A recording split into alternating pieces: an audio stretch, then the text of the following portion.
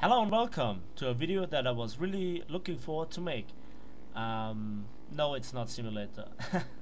I'm not that good, and I don't have the patience, control setup and stuff. No, it's about enduring confrontation in realistic mode, and I was so looking forward that they did another test, and the initial reaction was a bit disappointing because or I was a bit disappointed, let's put it that way.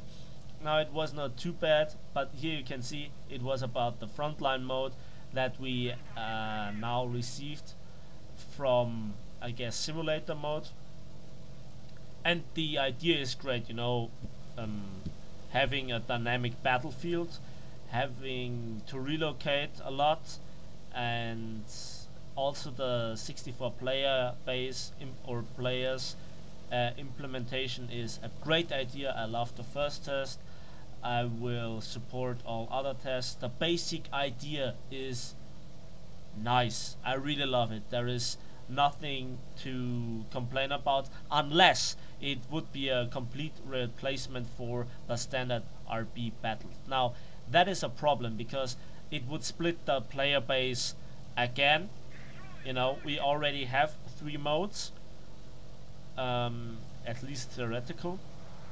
We have arcade, RB, and simulator, also for not just aircraft but also tanks. So we have theoretically 6 modes.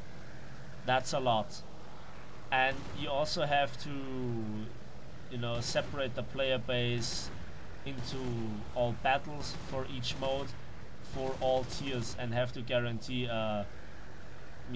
acceptable queue time. Now you just get this with a big player base for basically around the clock. But that's not the problem we were talking about right now. This would be actually the 7th mode, and I'm actually looking forward to a test if Gaijin would do it someday for Enduring Confrontation for tanks. And I have to tell you, just take this I don't know, this part of the map and implement it direct as a ground forces map. What could possibly go wrong? Yes, people would complain, they want more special maps or specialized maps for tanks battle, but I want the long range shooting. I want 64 tank players, realistic arcade simulator doesn't matter, just try it. That would be something I would like. Now, why I am also a supporter of Enduring Confrontation? Well, we have certain problems in realistic mode, and we have certain problems in general with War Thunder, and this would be a really good possibility if they would implement it as standard mode or as a event that would go on like the simulator Enduring Confrontation at the moment, as a definite implementation. The thing is, when I converted from, or not converted, when I tried out arcade and realistic, at the very beginning I decided to play arcade and I stuck with it for a very long time. Some say too long, but I enjoyed it, I liked it, I was good at it. I might still be good at it, haven't tried out it in a long time, with the exception for a certain event. Yes, I was grinding my ass off for the A26 Invader. Yes, and I did it in arcade. So, but back to Enduring Confrontation, realistic mode. So the basic concept would be that battles would take longer, and it would be with respawn, so this would give certain planes new possibilities compared to realistic battles. What I'm talking about is, for instance, the P-51 and the Focke-Wulf A8 as examples. or some heavy fighters and whatever. You know, I'm talking more or less about prop planes from era 3 to 4. Um, and the idea is that they could have time to climb, and then they could really use their high altitude performance. Also, bombers could have time to stick together, side climb, and you know, make a proper bomber formation. How you exactly implement it would be a thing for Gaijin, but the idea would be great, and I'd love to see that. Actually, I did it in certain uh, events that I motivated some of my teammates to make an actual bomber formation escorted by fighters, and it was glorious. Sadly, the test was over too soon to repeat it, um, and at that time I had no proper recording software, so I have no direct evidence. You have to believe me. The next thing is that this frontline mode we have now is a more dynamic, you know, battle. It offers more dynamic warfare, so to say. You have to relocate if you want to influence the battle. You have a goal and you have a way of winning, and bombers, attackers, and also fighters have, in my opinion, equal responsibility for the outcome of the battle. Now, so I'm really not a fan of the implementation of the base bombing system at the moment. They should rework it. How exactly? Yeah, I mean, Gaijin, it's their business, you know. They should know what they're doing. At the moment, it's a bit too easy to destroy bases, and it's really not worth actually bombing them in terms of money and points. That's another criticism. The economy in the game is bad. XP wise, it's okay. I understand why it's not paying off so much, because all the boosters and internal rewards you just get once. I mean, if you shoot down 5 aircraft in RB and 5 aircraft in normal realistic mode, you have a really big difference in the money you get. RP wise, the difference is not that big, but I think that's down to the implementation of a 50% booster for everybody, which reduces the gap, I guess. But silver lines, you actually, if you're not really good, you actually play. I guess also for higher tiers, you really have to have a big pocket. One of my friends actually ran out of silver lines in one test, which was rather sad. He actually was about to convert golden eagles so he could stay into the in the match, but it was not possible to convert it while being in the battle, and so he ran out of credits and did not even have the money for a bomber or whatever. That's another criticism. Even when you land, you know, you don't get the money back from your plane, even if you have repaired it and so on. So when you have dropped your bombs with a bomber and it is a low-cost bomber, you just bail out and start again from the airfield. And I think this is not the meta of game that we have, that douchebaggery pays off in this certain example.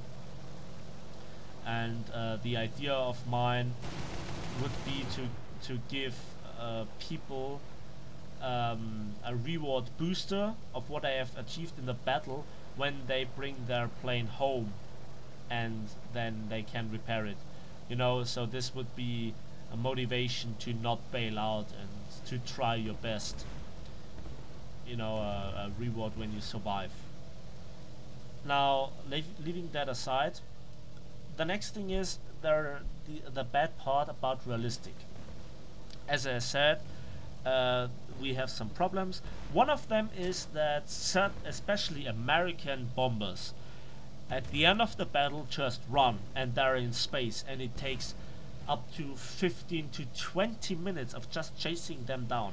And you don't have this in in this enduring confrontation, it might be possible, but it would not be annoying, because if somebody does this regardless of which nation he is, and he climbs to space and he can't do anything, he screws over his team and himself, but not the enemy. So I guess the amount of space climbers would be reduced, because there is nothing to gain for them. They just would fly around. Maybe they like the scenery of War Thunder, I don't know, but it wouldn't be annoying for others, And so I think that this is a great opportunity, to bring back players. The idea is right, and I see no point, or I see no reason why Gaijin is hesitating. Is it that players actually have fun, and this must not be in War Thunder, so they are hesitating of implementing it, or of hesitating to make longer tests? Just call it a test and make it for a month. I don't care, but I want to have it in the game. And not just me. A lot of people are hungry for that. At least to all people that I spoke to. And the idea of wanting money for that is just so dumb. I see no reason why you would make a paywall for that, That's just dumb. Now, Gaijin is famous for having dubious ideas, okay? But that just frustrates players and drives away more players than it actually makes them pay, And this is an awesome opportunity for Gaijin. Just don't screw it up, okay? And this is what I really fear for this game mode, that it's too good to be true, Now, as I said, I couldn't possibly talk about everything. Just, I guess, one more good addition. This mode, if I haven't said it, I say it again.